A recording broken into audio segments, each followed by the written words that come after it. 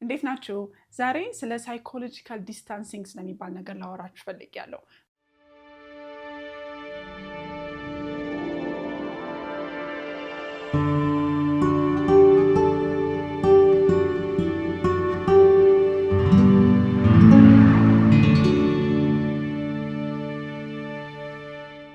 ህይወት ከባድ እንደሆነ ሁላችንም የሚያስማማን ይመስለኛል። በጣም ብዙ ውጣ ውረዶች፣ ውጥረቶች ያጋጥሙናል በቀን ተቀን ህይወታችን ፈልገንም ሳንፈልግ።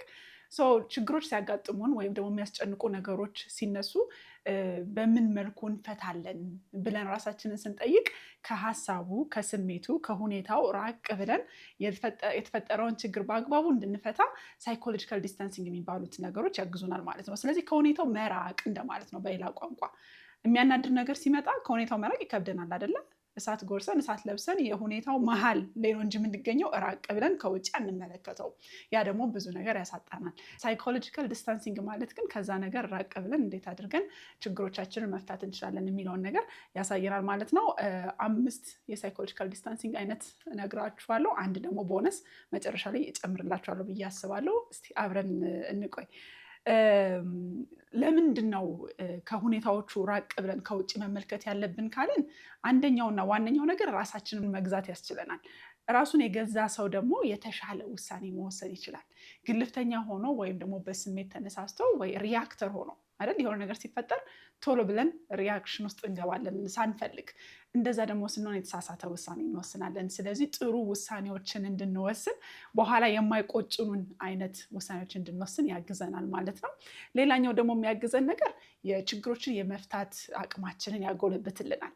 የችግሩ አካል ሆነን ከተቀመጥን በምን መልኩ ከዛ ችግር መውጣት እንደምንችል ይቸግረናል። ከውጭ ከሆነ ግን የምናየው የተሻሉ የመፍትሄ ሀሳቦች ወደ አእምሯችን ሊመጡልን ይችላሉ ማለት ነው። ሌላው ደግሞ የሚያግዘን ነገር ለራሳችን እንድንራራ ነው። ሰልፍ ኮምፓሽን የምንለው ነገር የተፈጠረው ችግር ለሌላውም ሰው ቢያጋጥም የሚከብድ አይነት ችግር እንደሆነ እንድንረዳ ያግዘናል። ራቅ ብለን ከሆነ የምንመለከተው ያ ደግሞ ከራሳችን አጠገብ ቆመን አይዞሽ እያልን ራሳችንን እየደገፍን ችግሩን ለመፍታት ብዙ ርቀት እንድንራመድ ያግዘናል ማለት ነው።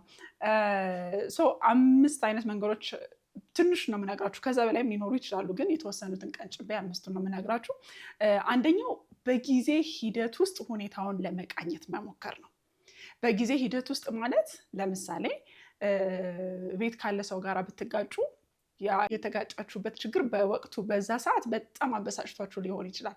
የዛሬ 5 ዓመት ወደፊት ራሳችሁን ስባችሁ ብታዩት ይሄንን ችግር መለስ ብላችሁ ያን ያህል የሚያበሳጭ ነገር ነው ብላችሁ ራሳችሁ እንድጠይቁ ማለት ነው። የዛሬ ዓመት ማተር ያደርጋል፣ የዛሬ 5 ዓመት ማተር ያደርጋል ስትሉ አንዳንዴ የሚነሱ ግጭቶች እንደየግጭቶቹ አይነት ቢለያይም አብዛኞቹ ግን ትናንሽ ግጭቶች ያን ያህል ማተር አያደርጉም። ስለዚህ ልናልፋቸው እንችላለን ማለት ነው። በዚሁ በጊዜ ሂደት ውስጥ ርቀትን መጠቀምን በሚለው ምሳሌ ውስጥ ለምሳሌ ተማሪዎች ፈተና ሲደርስ በጣም ይጨናነቃሉ። ኦብቪየስሊ እኔም ተማሪ እየነበርኩ በጣም ከሚጨንቁኝ ሳምንታቶች አንዱ የፈተና ሳምንት ነው። ፈተናው ግን ሲያልቅ እንልና ካለቀ በኋላ የምናደርገውን እረፍት፣ ካለቀ በኋላ ያለውን ሪዋርድ በማሰብ ወይ ደግሞ ፈተና በጣም እያጠናን የፈተና ውጤት ጥሩ እንደሚሆን ተስፋ እያደረግን እንደሰታለን እዚች ጋራ፣ ወይም ደግሞ እንድንበረታ ጉልበት ይሆነናል። ስለዚህ ሪዛልቱን አስቀድሞ ማሰብም በሰዓት ሂደት ውስጥ ቀድሞ ሪዛልቱን ሄዶ በማየትም ጉልበት ልናገኝ እንችላለን ማለት ነው። ሁለተኛው የዲስታንሲንግ አይነት ደግሞ ሶሻል ዲስታንሲንግ ይባላል። ያው ብዙዎቻችን ምክር ስንሰጥ ጎበዝ ነን አይደለ? እንደውም አባባል አለ፣ ምክር ለሰጩ ቀላል ነው፣ ምክርና ቡጢ ለሰጩ ቀላል ነው የሚባል ነገር አለ አይደለ? በጣም ጎበዞች ነን፣ በጣም ኤክስፐርት ነን። የሰው ችግር ስንፈታ እንዲህ ብታደርገው እንደዚህ ቢሆን እኮ እንደዚህ ይሆንልሃል ስንል ይላሉ ሰዎችም፣ ጎበዝ ነኝ የሰው ችግር ስፈታ፣ ለራሴ አልሆንም እንጂ ይላሉ ብዙ ሰዎች። ሪሌት ታደርጋላችሁ ብዬ አስባለሁ አንዳንዶቻችሁ። ይህንን ዲስታንሲንግ ስንጠቀም እኔ የገጠመኝ ችግር የጓደኛዬ ችግር ቢሆን ምን አደርጋለሁኝ? የቤተሰቤ ችግር ቢሆን ምን እንዲያደርጉ ልነግራቸው እችላለሁ በማለት ከሁኔታው ትንሽ ራቅ ብለን እንድንመለከት የተሻለ መፍትሄ እንድናመጣ ያግዘናል ማለት ነው። 3ኛው ደግሞ የፐርስፔክቲቭ ጉዳይ ነው፣ የእይታ ጉዳይ ነው። ብዙ ጊዜ ሰዎችን ጠይቃቸው ጥያቄ አለ። 6 ቁጥር እዚህ ጋር ቢጻፍ ለእኔ የሚታየኝ 6 ቁጥር ነው። በዛኛው ሳይድ ለተቀመጠው ሰው ደግሞ የሚታየው 9 ቁጥር ነው። ማን ነው ልክ ሲባል ሁለታችንም ልክ ነን። ብዙ ጊዜ ሶሻል ላይፋችን ላይ የሚከሰቱ ግጭቶች የኔ እውነታ ልክ ነው ያንተ እውነታ ልክ አይደለም ከሚሉ ነገሮች ላይ ተነስተን ነገሮችን የሚያካርሩ ነገሮች ናቸው። የፐርስፔክቲቭ ለውጥ ማለት እኔ በዛ ሰው ጫማ ውስጥ ብሆን የተሻለ ችግሩን የመረዳት አቅም አለኝ ወይ፣ የተሻለ ሁኔታውን የመገንዘብና ወደ ስምምነት የመድረስ አቅም አለኝ ወይ የሚለውን ነገር ያስረዳናል ማለት ነው። ስለዚህ በአንዴ ሁለት እውነታ ኤግዚስት ሊያደርግ ይችላል። እኔ ያሰብኩበት እኔ ያመንኩበት መንገድ ብቻ ልክ ነው ብዬ ደረቅ ማለት የለብኝም። በአንዴ ሁለት እውነታ ኤግዚስት የሚያደርግ ከሆነ ይሄ ሰውዬ ሌላ ነገር እየተመለከተ ይሆን እንዴ ሀሳቡን የማይቀይረው? ሜቢ በእሷ አይን ይሄ ነገር ሌላ እውነት ይኖረው ይሆን እንዴ ብለን ፐርስፔክቲቫችንን ለመቀየር ዊሊንግ መሆን መቻል አለብን ማለት ነው። ይሄም ደግሞ በሌሎች ጫማዎች ውስጥ ስንሆን የእነሱን እውነታዎች በመረዳት ወደ ተሻለ መግባባት ላይ እንድንደርስ ያግዘናል ማለት ነው። ሌላው ዲስታንሲንግ ደግሞ ሃይፖቴቲካል ዲስታንሲንግ ይባላል። አንዳንድ ሰዎች ካታስትሮፋይዝ ያደርጋሉ። ካታስትሮፋይዝ ማለት ሁሉ ነገር ያለቀለት ያበቃለት፣ በቃ የጨለመ የተበላሸ ያለቀለት። ለምሳሌ አንድ ፈተና ሲወድቁ በቃ እኔ ወድቄያለሁኝ፣ ሰነፍ ተማሪ ነኝ፣ አልረባም ሊሉ ይችላሉ። ወይ ስራ ኢቫሉዌሽን ይሄ ግምገማ ሰዓት ሲደርስ ይሄ ነገር ጥሩ ነው እችን ነገር ግን ብታስተካክላት ተብሎ አንድ ነገር ቢነገራቸው ከተነገራቸው አዎንታዊ ጎን በሙላ እሷን ብቻ ያወጡና በቃ ልቀነስ እኮ እችላለሁ፣ ስራ ላጣ እኮ እችላለሁ ብለው ምን ያደርጉታል? ካታስትሮፋይዝ ያደርጉታል አይደለ? የተጋነነ የሆነ ያበቃለት ያለቀለት ነገር አድርገው ጭንቅላታቸው ላይ ሊስሉ ይችላሉ። ሃይፖቴቲካል ዲስታንሲንግ ስንጠቀም ምን ማለት ነው?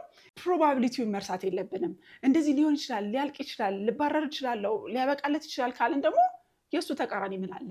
ልሾምም እችላለሁኝ፣ በጣም ጥሩ የሆነ አውትካምም ሊኖረው ይችላል፣ ጎበዝ ተማሪም ልሆን እችላለሁኝ።